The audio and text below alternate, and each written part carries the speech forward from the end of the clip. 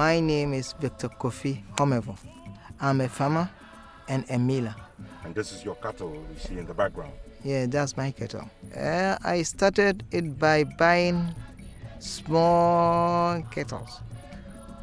I bought them when they were lambs, kept them in my house, I fed them up to this time. How many years ago did you start as a cattle Almost farmer? about 7 years now. How many did you buy at that time? 1 or 2? I bought 2. 2.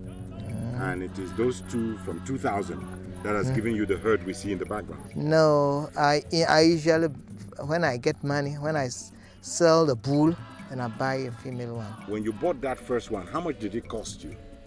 The first one cost me almost 30,000 cedis. 30,000 cedis, that's about $3. The northern regions of Ghana, including the areas around the town of Tamale, where Mr. Homivo's farm is located, constitute the cattle breeding belts of the country. Since 1990, this sector is among those that have fueled Ghana's robust economic growth, promoted poverty reduction, and fueled job and wealth creation. Mr. Homivo's herd is now over 100 in number, but as is tradition with most breeders across Africa, counting every head of cattle is not part of the business. As with those we find, we usually do not count every cattle, every head. Yes. You just give an estimate.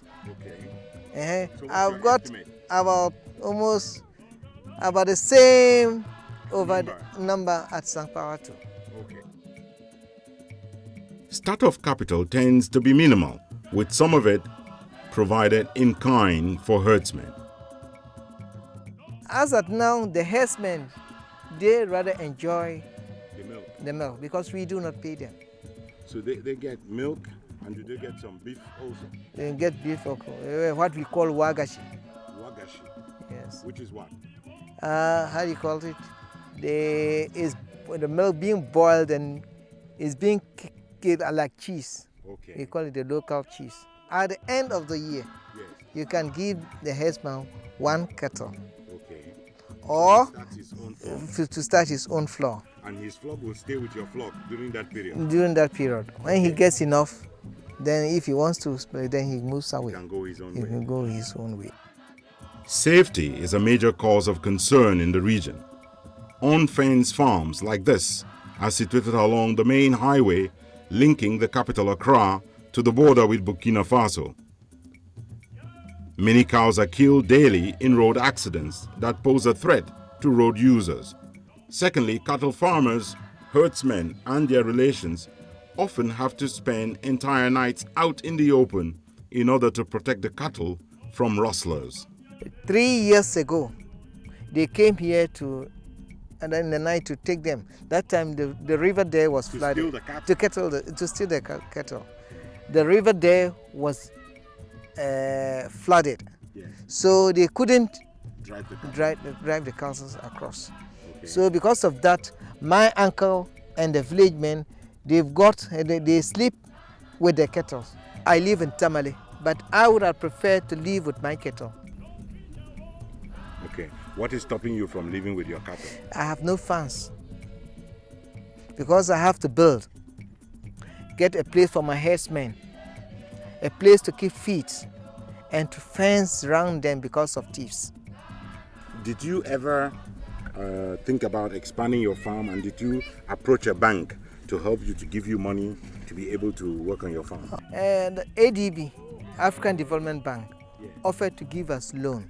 Yes. How much was it going to be? Each farmer was going to have 150 million, Which is like $15,000. $15,000 Yes. for housing, Yes. treatment, Yes. and to enable us to buy bulls to mount our, improve variety to mount our cattle. Yes. But still, it did not go on. We checked and they told us they will give us, they'll give us 75. The $70. They didn't give us. We followed up and they said we should go back, make it up to 50. 52, the same thing. So then finally they said that they were going to give us 20. Which which is $2,000. $2,000. Have you got the money? No. Cell phones have enormously improved communication for Mr. Homivo and other cattle farmers.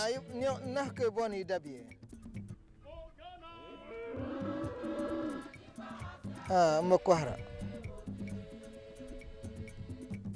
Ama shen kana katinyeta ba.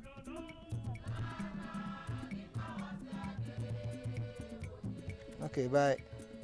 Yeah, so what were they asking you on the phone? They were asking me that they needed a bull. Are you selling a bull now to them? No, I told them that I will not sell it now. They're offering too small. Yes, because I want during the big Ramadan after fasting. Yes. That time that you've got money. Oh, that's the time that the price of the cow is good. It's good. But as of now, if you sell, they think that you're hungry. That's why you want to sell. So the price is like double at that time? That time, yeah, I can get twice that the amount you offer. Okay. Life, he admits, has improved for millions, but apparently not quick enough for him. How do you consider yourself? A rich farmer or poor, miserable African? A poor, miserable African. Why? You've got plenty of cattle. No. This cattle, what I wanted to live with my cattle so that I can use their milk to produce better things like cheese. Definitely, this is something you should be very proud of, this farm that you have grown in about 7 years. Big farm. I mean, still you think that you are poor. Do you think so? Yes. I mean, don't you think that you are better off than many millions of people? No. As what I'm still targeting. I've not got even half of it. Yeah, but I can understand that. I can understand the ambition.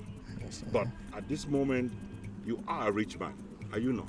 I'm not a rich man. You are not? I'm not a rich man. Are you a happy man at least? I'm a happy man. For that, I'm a happy man. You're a happy man? Because what I've got, I thank God for that. Okay. And to me, as I'm saying, since I've got the strength to farm and to take care of this, I take myself as a poor man. I'm still working, but at the age of 70, 75, that time that I will enjoy and call myself a rich man. Okay. The governments have got a saying that you fetch water and put down because of when you are thirsty. You don't wait till you are thirsty, then you go looking for water.